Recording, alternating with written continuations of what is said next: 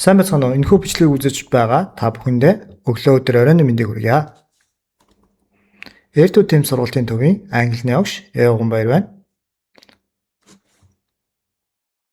Бид 2025 оны Б үйлбэрийн тайлбар хичээлийг 2 бичлэгт хуваасан бөгөөд энэ нь 2 дахь бичлэг хичээл юм аа.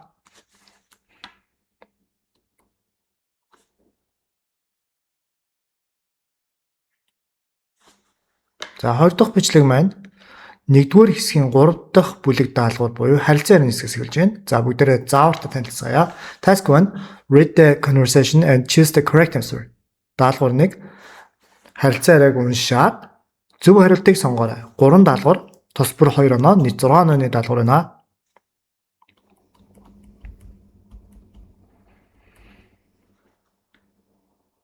За ойлгох төвчний 3 даалгавар байна гэсэн үг.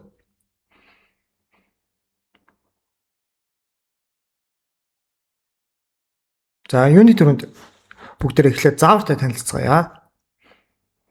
За энд бүрэн жижиг цаг заагч байгаа. Энэ яг 5 секундын хугацаанд бүрэн эргээд алга болдог гэсэн үг. За тэгэхээр энэ хугацаанд багтаага та зөв хариултыг олох ёстой. Хэрвээ амжихгүй байх юм бол бичлэгийг зогсоож байгаа зөв хариултаа олцоод миний гаргаж ирэх зөв хариултаа тулгаж мэдэхгүй байгаа зүйлээ эсвэл ойлгохгүй байгаа зүйлээ тэмдэглэж аваарай. Танд амжилт хүсье. За ингээд цаг явж байгаа. За ингээд дууслаа гэсэн үг. За тэгэхээр зөв хариулт нь гарч ирнэ. 34-ийн A явах нэ. За тэгэхээр энэ харилцаа ярианы орчуулж өгье. За эмэгтэй нь болохоор could you fill it up with unleaded буюу та хар туулгатай бензинээр дүргэж болох уу гэж байна. Unleaded gasoline гэхээр хар туулгахгүй бензинээр дүргэж болох уу гэж байна. За эрэгтэй нь болохоор гэсэн sure мэдээж хэрэгэ. Do you want me to check under the hood буюу чи намайг капотонд орохыг удаа шалахыг хүсэж гинөө. Капотыг шалахыг хүсэж гинөө гэж байна. За тэгэхээр асуулт нь болохоор эрэгтэй ямар төрлийн ажил хийдэг вэ гэсэн байна. За эхнийгээр болохоор шатхуун түгээгч, шүдний эмч, за сантехникч, жүжигчин, цахилгааны инженер гэж байна. Мэдээж хэрэг A хэлбэрийн зөвөө гэсэн үг. За энэ шинэ үгнүүд нь байна. Fill up гэдэг нь дүргэх, check under the hood гэхээр капот шалгах гэсэн үг ээ. За энд зөв хариулт нь байгаа. Энд шинэ үгийн дасгалын төрөл нь байгаа. Ямар төрлийн шинэ үг аа гэхээр ажилтай холбоотой ажлын нэрнүүд байна гэсэн үг. За дэлгүүр үгнүүдийг энд харуулж байна.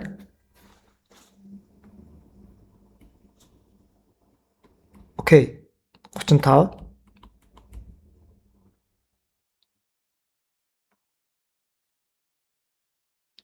За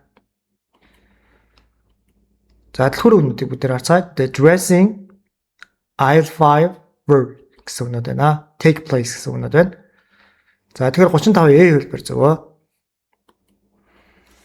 За бүгдээрээ үйлбэрийг орчуулцгаая. Эрэгтэй нь I'm looking for the dressing. За би салаатны соус хайж байна гэсэн. За эмэгтэй нь болохоор they are in aisle 5 next to the produce. За бүтээгдэхүүний бүтээгдэхүүний хажууд байгаа гэж байна. Produce гэхээр бүтээгдэхүүн гэсэн. Хажууд 5 дахь тасагт байгаа гэж байна. За тэгвэл асуулт нь. За энэ харилцаараа хаана болж байгаа вэ?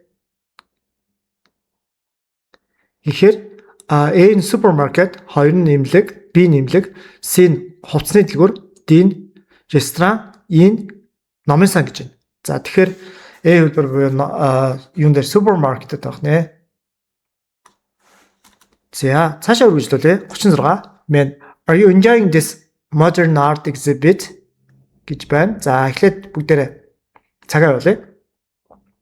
Woman, not really. I prefer the impressionists or painters гэж байна. За 36-гийн Modern art exhibit болон impressionist painters гэдэг үгнүүдийг бүгдээр тодорхойлцгаая. Тэгэл were take place гэдэг үгнүүд гол хөрөг нь байна. За 36-гийн D. Impressionist painter гэхээр impressionist дурсгалын зураач, take place гэхээр болох гэсэн үг ээ. За тэгэхээр place in a city буюу хотод байдаг газруудыг бүгдээрээ та холбоотой өгнүүдтэй тасгал үзэж байна гэсэн үг. За эрэгтэй нь болохоор та энэ орчин үеийн үзэсгэлэн тань таалагдж байна уу гэсэн чинь урлагийн зургийн үзэсгэлэн таалагдж байна гэсэн чинь эмэгтэй нь яг ч тийм шээ. би impressionist урсгалын зураачдыг одоо илүү үздэг гэж байна. За эмэгтэй нь тэгэхээр асуулт нь юу гэхээр энэ харилцаа хаана болж байгаа? Тэгэхээр энэ музейд болж байгаа хэрнэ гэсэн. За тэгээ энд зөв хариулт нь бас харагдж байгаа гэдэг бүгд анхаараарай. Энд өвгийнхэн төрөл нь байгаа гэсэн. За одоо бүгдээрээ communication буюу харилцаа яриа бүлэг даалгаврынхаа 2 дахь бүлэг даалгавар үзсгээ task 2 choose the best answer. За 2 дахь даалгавар нь зөв хариултыг сонгороо, хамгийн зөв хариултыг сонгороо, сайн хариултыг сонгороо гэж байна. 2 даалгавар нэг нь 3 онооны нийт 6 онооны даалгаврууд байна. За тэгэхээр энэ даалгавар байна. Гэсэн үг хэрэглэх түвшний даалгавар гэсэн арай хүндэрсэн түвшний даалгавраа гэсэн үг харилцааны дотор. Окей, цаг явлаа. Дуслаа. За бүгдээр ихлээд тодорхойлсон үгнүүдийг харцгаая. За дараа нь орчуулцгаая. За эмэгтэй нь have you made your plane reservations yet? За чи онгоцныхоо билетийг захиалсан байгаа юу? Эрэгтэй нь no, I'm leaving it to you. Үгүй би чамд энийг найдаж байна. Чамд чи захиалчаарай гэсэн утгаар гэж байна. За тэгвэл асуулт нь юу гэхээр эрэгтэй нь эмэгтэйг юу хийхийг хүссэн бэ гэж байна. За тэгэхээр зөв хариулт нь онгоцны билет захиалгыг хүссэн гэж байна. Make a reservation гэхээр захиалга хийх гэсэн үг. Leave it up to you гэхээр чамд найдаж үлдээе гэсэн утгатай байна. За тэгэхээр ийм хариулт нь зөв байх нэ. 38.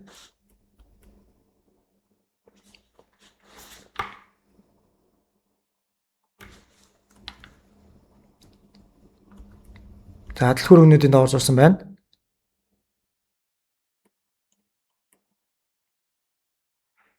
За class reunion гэхээр ангийн уулзалт гэсэн үг. Come up with санаа олоо. Think up an idea гэх юм бол санаа олох гэсэн адилхан утгатай байна.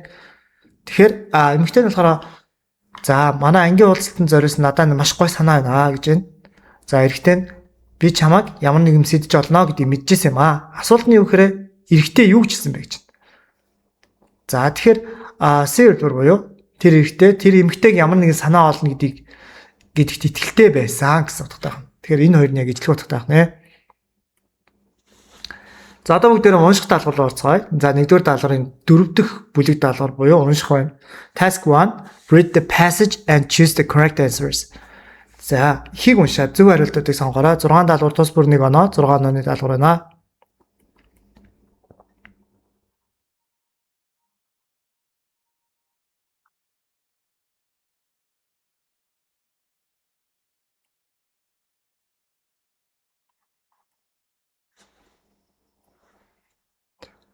За багш нь энэ ихийг уншиж өгөхгүй учраас та бүхэн маань бичлэгээ зогсоож байгаад өөрсдөө уншаарай. За гэхдээ би асуултыг нь яаж олсон бэ гэдэг хариултыг нь олсон бэ гэдэг тайлбар нөгөөнд бас дээрэс нь товчоор орчуулж өгөх юм аа. Дасгал дундаараа гэсэн. Тэгэхээр та бүхэн одоо бичлэгээ зогсоож байгаад уншиж болно шүү юмсаа.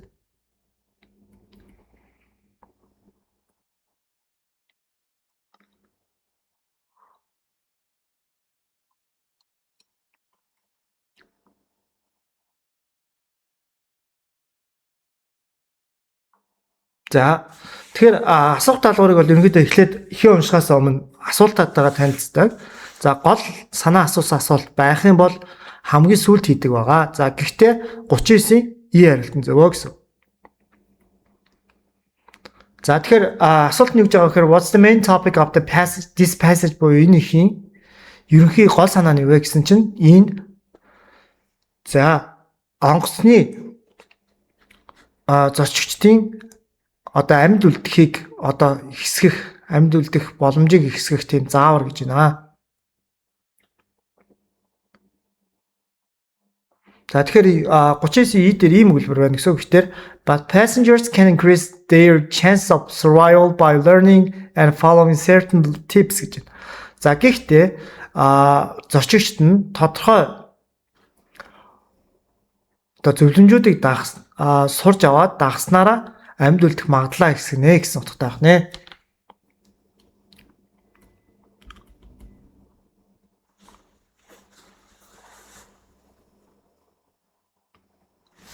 Төчи.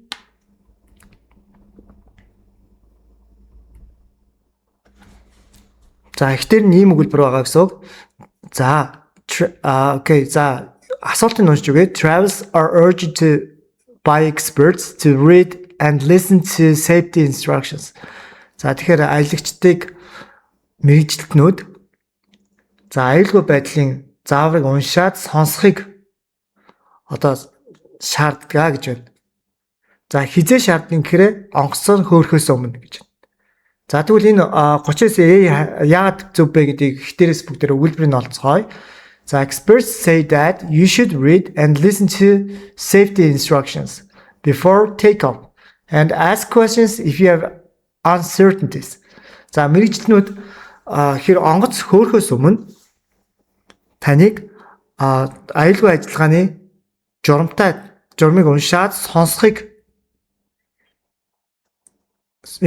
ёстой гэж хэлдэг. Тэгээд хэрвээ танд одоо ямар нэг мэдгүй зүйл байх юм бол асуулт асуугаарай гэж хэлдэг байна. За тэгэхээр энэ хоёр нь яг ижилхэн утгатай байгаа шүү хүмүүсээ.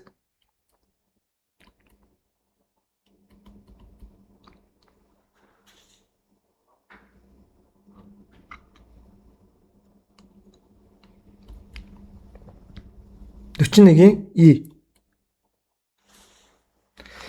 Okay, according to the passage, airline travelers should keep their feet flat on the floor.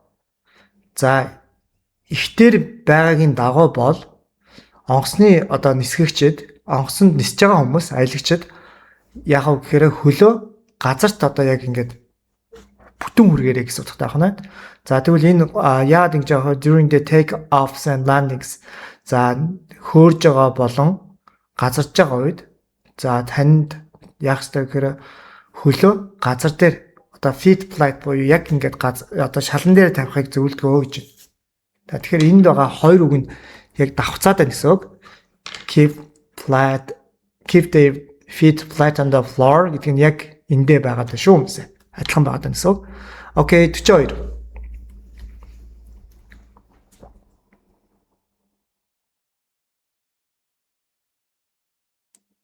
За асуултыг эхлээд бүгд орчуулж үгэй. За 42-ийн D ахна. According to the passage, which exits should an airline passenger locate before takeoff? За окей. Хин даваа бол зорчигчд хөөрхөөс өмнө аль гарцыг одоо харах хэрэгтэй вэ гэж энэ одоо гарц дээр анхаарлаа төвлөрүүлэх хэрэгтэй гэж байна. За тэгэхээр энэ яаж юм гэхээр зорчигчдын суудалтай холбоотой дийлбэр нь суудалтай хамгийн ойрхон хоёр дээр л одоо энэ анхаарлаа төвлөрүүлэх хэрэгтэй гэж шүү. За тэгэхээр онгоц хөөрхөөс өмнө та өөртөө хамгийн ойрхон гарцыг болон нөгөө нэг бас давхар гарцыг харж агаарай. За тэгээд суудлахаа игнийг тоолоорой. За гарц болон өөрийнхөө хоорондох суудлын игнийг тоолоорой. Ингэснээр та яаж юм гэхээр харанхуй боллоо ч гэсэн шаардлагатай үед харанхуй боллоо ч гэсэндээ тэр гарцаа олж чаднаа гэсэн утгатай байх нэ. Окей, 43.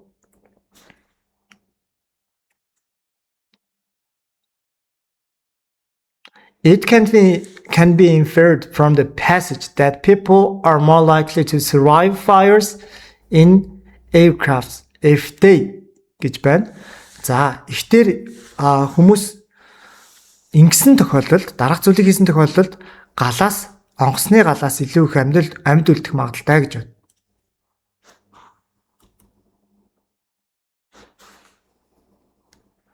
За тэгэхээр C-хэлбэр буюу толгоогоо доош нь байрлуулсан тохиолдолд гэсэн байна. За бүгдээр ихтер ямар өгүүлбэр дээр харцгаая. The smoke is present in the cabin. За хэрэв одоо онгоцны бүхээгт утаа гарсан бол та толгоогоо доош нь байрлуулна. За нүрээ альчуураар одоо бүтээгээд альчуур янз бүрийн даав гэх мэтэр бүтээнэ. Хэрэв боломжтой бол за утааг амьсгалахаас сэргийж нойтон байлгах бол зүгээр шүү гэж. Тэр альчуураа нойтон байлгах юм бол зүгээр шүү гэж байна. За 44-ийн evacuate гэдэг үгний 13 төмөрний 40 evacuate гэдэг үгтэй хамгийн ижлэх утгатай үг нь юу вэ гэсэн байна.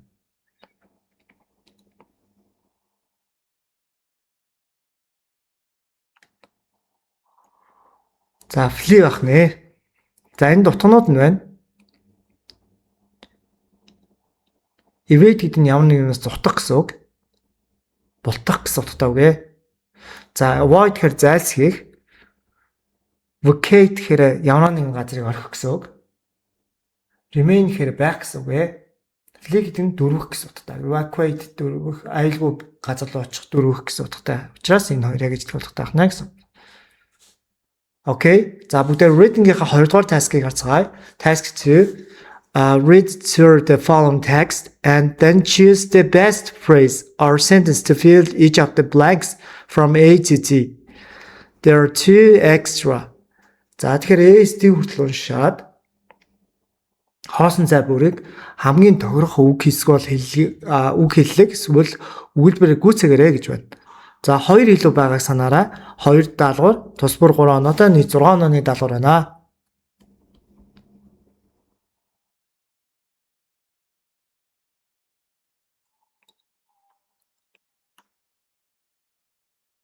За бүгдээ энэ дээр цаг байхгүй учраас автоматад толж байна. 1 2 3 4 5.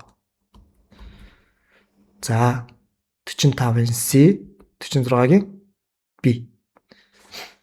За тэгэхээр та бүхэн энийг өөрсдөө орчуулад үзээрэй хүмүүс амжилт хүсье. За окей. За reading-ийн 3 дугаар хэсэг. Read the following statements and circle the letter of best answer based on the information given. За дараах одоо мэдээллүүдийг уншаад өгсөн мэдээлэлээр тулгуурлаад хамгийн сайн хариултыг, хамгийн зөв хариултыг өмнөх хүсгийг дугуулаарай гэж нэг даалгавар 2 онооны даалгавар байна. За энийг орчуулж өгвөл арай дээр юм болоо гэж бодож байна багш нь.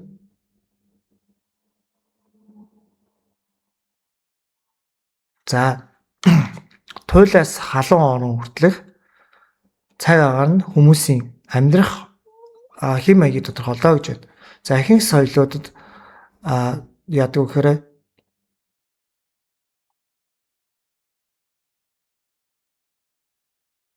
хувцас, байшин, хоол хүнсийг одоо гэх мэт элементүүдийг хэрэглээд одоо цаг агаарын хүнд хэцүү нөхцөлд одоо дасах тийм технологитой болсон байдгаа гэж байна. За эскимосчууд нь яадаг вэ гэхээр за хасах 50 градуст одоо дасан зохицохыг сурсан байдаг. За тэгээд тэд нэр одоо хувцсыг давхарлаад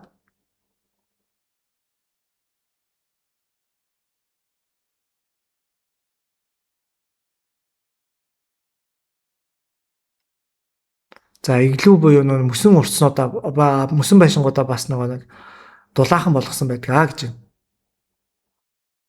За тэгвэл дундаж скема эрэхтэй нь болохоор одоо бодисын солилцооны metabolic rate буюу бодисын солилцооны хэмжээ нь дундаж Европ хүнээс 30%-аар илүү байдгаа гэж байна.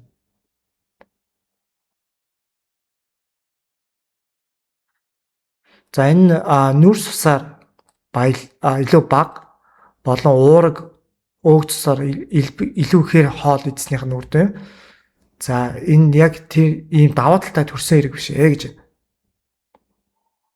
Хэрвээ тэд нэр хоолтойгоо дэглэмийг өөрчлөх юм бол энэ нь алдагдана гэж байна. За тэгээд скемочууд нь илүү богино гар хөлтэй болсон. Ингэснээр тэд нэр дулааныг илүү тийм үр дүнтэй одоо цацруулах одоо биеэс гарах боломжтой, ашиглах боломжтой гэсэн утгаар ч юм уу хэрэглэгдээд байна. Окей. За одоо бүгдээрээ буцаад орцгоё. Reading-ийн 3 дугаар даалгавар Task 3 Read the following statements and circle the letter of the best answer based on the information given. За дараах өгөгдлүүдийг уншаад За хамгийн зөв хариултын өмнөх хүсгийг дугуулаарай. Өгсөн мэдээлэл дээр тулгуурлаад гэж байна. 1 даалгавар 2 онооныхоо гэсэн байна.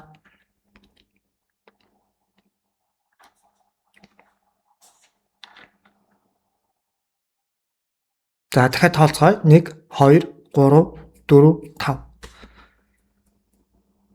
За 47-гийн A байх нэ. За өгүүлбэр нь орчилж үгэй.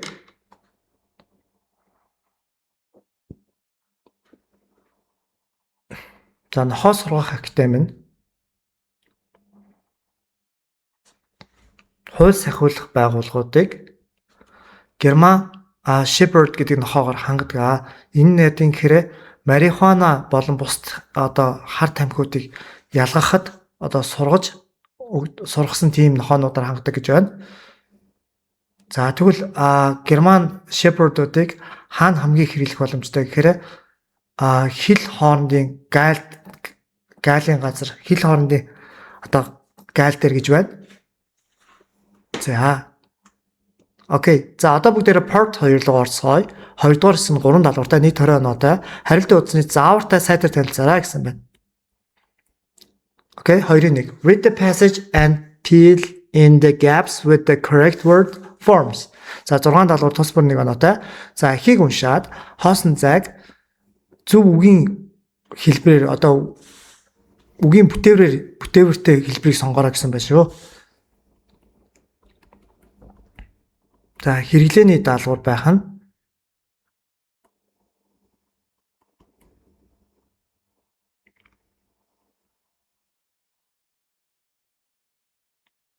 за багш нь 20 тоолоод тэгээд зөв хариултад нь бүгдийг гаргаад өгөө гэж бодлоо. За 1 2 3 4 5 6 7 8 9 10 11 12 13 14 15 16 17 18 19 за дарагчлаа уучлаарай хүмүүсээ. Буруу явуулаад байна те 20. За 2-1 5 нөх нь. За энийг орчуулж үгүй. When the settler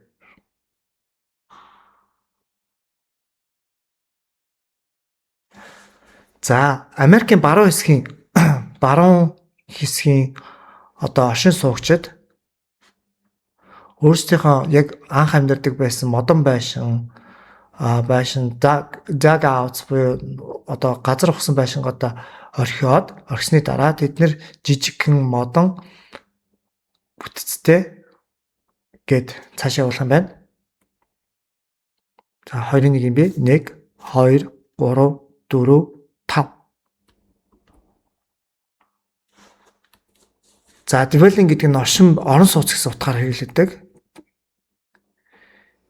Гэр барьсан гэж framed, wood framed. За тэнгуүтэ 1-2 өрөөтэй. За доороо нэг зойрны өрөөгүй тийм байшин барьсан гэсэн үг байна. За C 1 2 3 4 5. C-ийн 2 prosperous буюу амжилттай цэцгэлэг үүсгэн гэсэн үг байна. Rooms were usually added буюу за гэр нь илүү томроод тухайн гэр бүл илүү томроод илүү амжилттай гэр бүл нь илүү олон болох тусмаа л өрөөг нь нэмдэг байжээ гэсэн утгатай байжээ. За 2-1 D 1 2 3 4 5. D-ийн 2 resulted нөлөөсөн. За энэ нь яаж юм гэхээр маш олон нээлттэй өрөөнүүдэд бий болоход нөлөөлдөг байжээ гэж. 2-1 E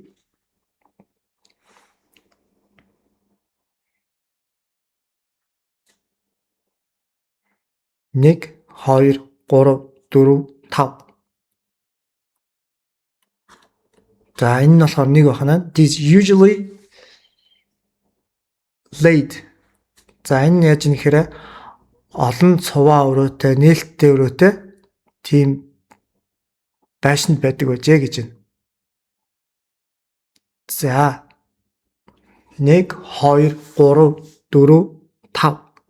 За 5 дахь хариулт нь байна.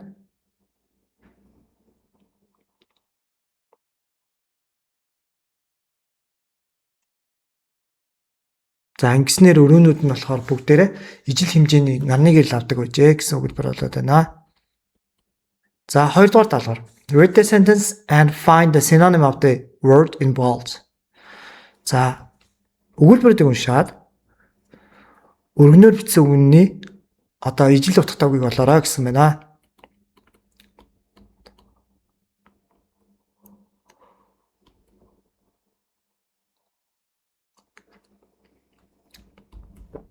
За amenities гэдэг үгний одоо ижил утгатай үг болох юм байна.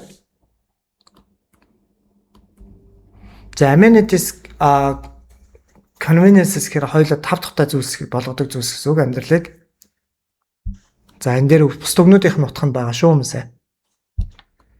За хоёрын за бийг нь үзцгээе.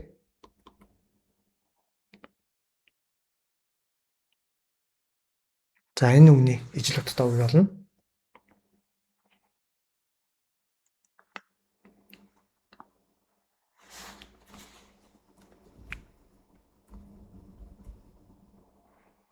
Hardly scarcely гэдэг нь хоёулаа бараг үг ярьдаг гэсэн үг. Тэр эмэгтэй бараг англиар үг ярьдаг байжээ гэж байна. Англиар ярьдаг байжээ гэж байна. За C. За одоо тоолъё. 1 2 3 4 5. Replacement гэдэг үгний синоним нь replacement байх нэ. Substitute байх нэ. Хоёлаа орлох зүйл гэсэн. Орлох хүн гэсэн утгаар хэлж байгаа. За шинэ ажилд нь Mr. Topper-ыг орлох хүн байсан ба тэр нь түрүү сард ажлаас гарсан байсан гэж энэ өгүүлбэр байна. За D.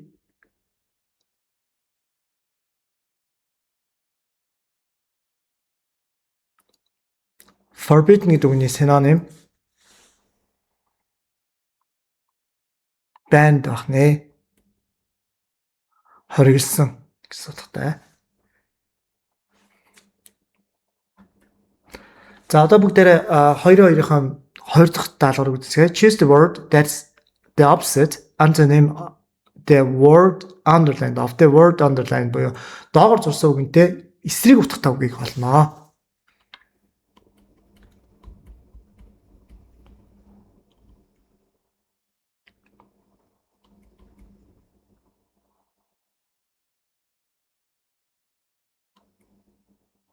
Окей, reckless гэдэг үгний эсрэг утгатай үг нь юу вэ? За тэгэхээр энэ дээрс бүгдээр ижил утгатай, эсрэг утгатай гэдгийг заавраа маш сайн ойлгох шаардлагатай болж шүү хүмүүсээ. За энэ бахан reckless гэхээр хянуур биш гэсэн үг, боломжгүй гэсэн үг бол cautious гэхээр боломжтой гэсэн үг ээ. F.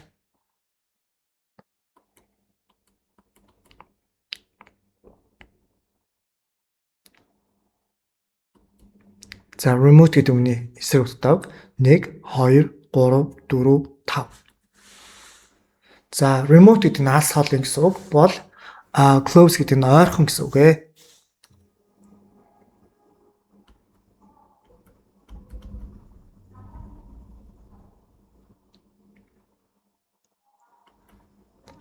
За 1 2 3 4 5.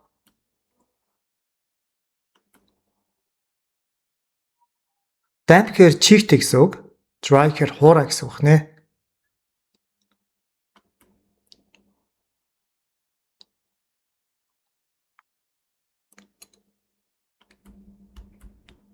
За 1 2 3 4 5. За дахиад тоолоо. 1 2 3 4 5. Erect гэдэг үгний эсрэг нь demolished байна. За erect гэдэг нь барих гэсэн үг. Барьж босгох гэсэн үг бол энэ дээр биш хүмүүсээ erect гэдэг тусдаа бичигдэх хэвээр. Газар гэдгээс erect гэдэг нь барьж босгох гэж байна те. За тэгэхээр demolish гэдэг нь устгах гэсэн үг ээ. Нураах гэсэн утгатай үг.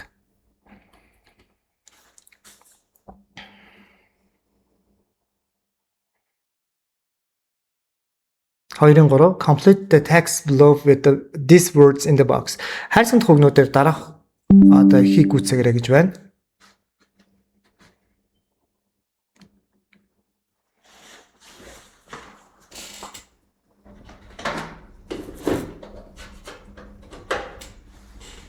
За.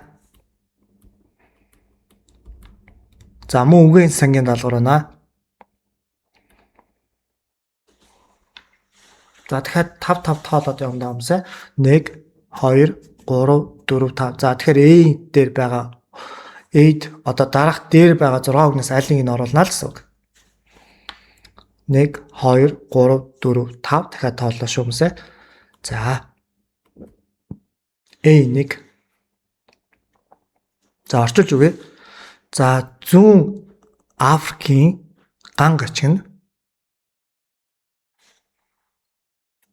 За дахиад өлсгөлэн авчирнаа. And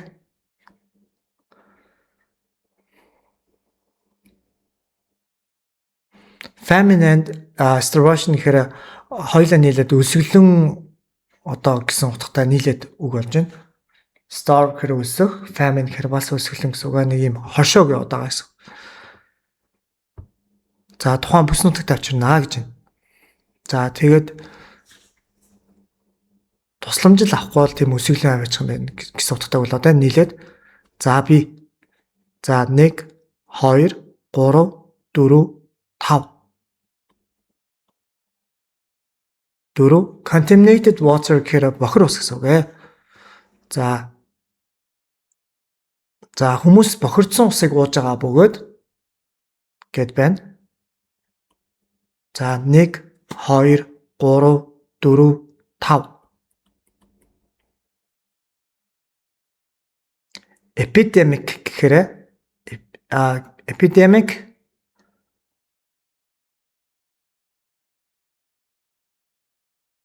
халдварт хүчин гэсэн утгаар орж байгаа.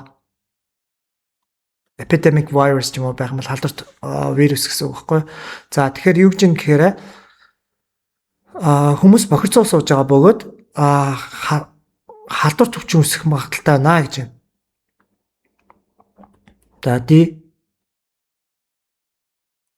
1 2 3 4 5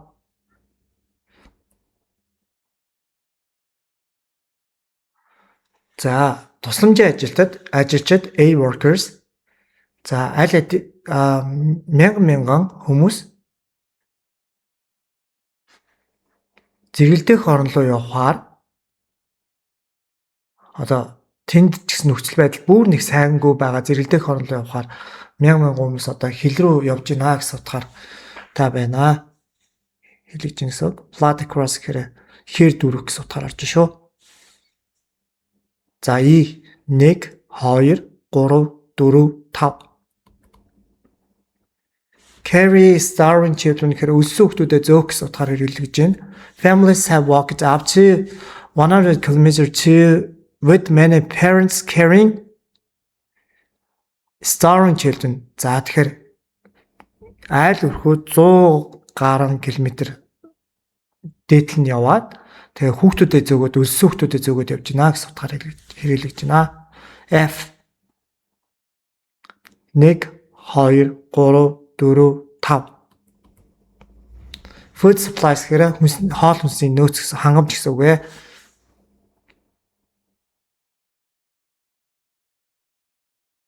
За маргааш Францаас 15 онгоц явах бөгөөд за хүнсний нөөц болон эмийн нөөцийг одоо буулгана гэж байна Африкт. За бүгдэнд нь анхаарал хандуулсан явдал баярлалаа. Та бүхэндээ амжилт хүсье.